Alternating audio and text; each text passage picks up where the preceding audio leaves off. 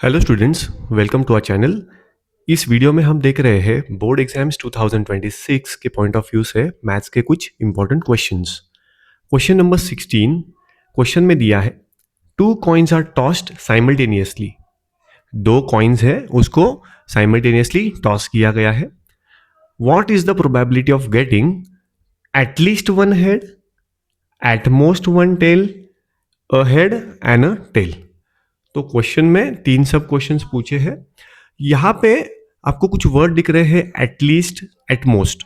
ये बहुत important type का क्वेश्चन है। इसके अंदर में आपको इसका मतलब समझना बहुत जरूरी है। सबसे पहले तो दो कॉइन्स को टॉस किया है तो हमें पता है सैंपल स्पेस क्या होगा। So sample space will be equal to, मतलब टोटल नंबर ऑफ आउटकम्स क्या आ सकते हैं इसके अंदर में। दो कॉइन्स है तो आइदर हेड्स हेड्स आ सकता है, पहले वाले में हेड्स, दूसरे में टेल्स आ सकता है। फर्स्ट में टेल्स, दूसरे में हेड्स आ सकता है, या दोनों भी टेल्स आ सकते हैं। तो बेसिकली ये चार ऑप्शंस आपको मिलते हैं। फाइनल रिजल्ट आपको ये चार में से ही कोई एक आने वाला है। फर्स्ट पॉइंट अगर अपन देखेंगे जिसके अंदर में पूछा है एटलीस्ट वन हेड आने का प्रोबेबिलिटी क्या है। सबसे पहले तो समझ के लेंगे एटलीस्ट का मतलब क्या है। एटलीस्ट वन हेड का मतलब है आपको कम से कम एक हेड उसमें चाहिए। तो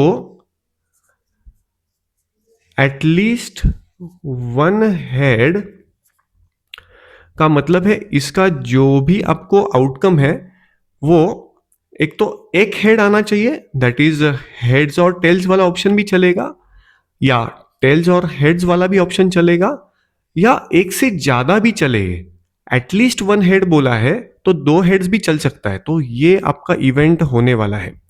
तो ये तीनों भी आउटकम्स इसके अंदर में आ सकते हैं। तो देयरफॉर इसका प्रोबेबिलिटी क्या होगा, तो probability of getting at least one head will be equal to, इसके अंदर में इतने सारे आउटकम्स आ सकते हैं तो फेवरेबल आउटकम्स का नंबर 1 2 3 है। तो यहां पे मैं लिखूंगा न्यूमरेटर में 3 upon total number of possible outcomes 1 2 3 4 है। तो यहां पे 3/4 ऐसा आपका आंसर आ जाता है। इसको हम हाईलाइट करेंगे बॉक्स लगा के। नेक्स्ट क्वेश्चन में पूछा है what is the probability of getting at most one tell.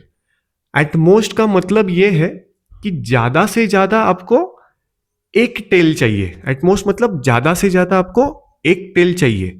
तो यहां पे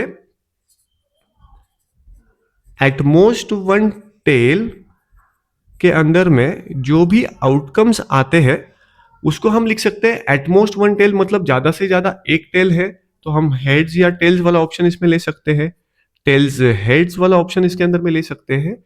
पर ज्यादा से ज्यादा एक टेल है, मतलब अगर कोई टेल नहीं भी रहा तो भी चलेगा, मतलब हम इसके अंदर में दोनों हेड्स को ले सकते हैं। ये बहुत इंपॉर्टेंट पॉइंट है बच्चों, यहां पे ध्यान देना आप।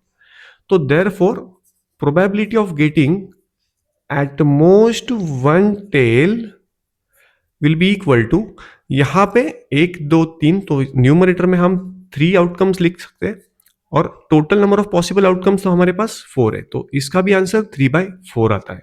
इसे हम हाईलाइट करेंगे बॉक्स लगाकर। नेक्स्ट पूछा है हमें a head and a tail. तो इसका प्रोबेबिलिटी निकालना है कि हेड एंड अ टेल मिले। तो यहां पे हेड एंड टेल, इसके केस में हमें सिर्फ दो ही ऑप्शंस दिख रहे हैं। एक तो आइदर एच टी रहेगा हेड्स टेल्स, या तो फिर टेल्स एंड हेड्स रहेगा।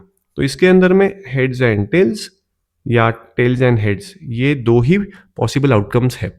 तो therefore probability of getting head and tail will be equal to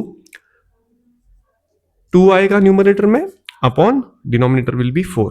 तो इसका आंसर जो है वो आता है सिंप्लीफाई करने के बाद में हाफ। तो ये हमारा आंसर है।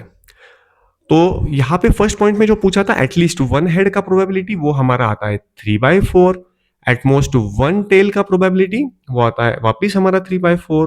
And head and a tail का प्रोबेबिलिटी आता है 1/2। Thank you.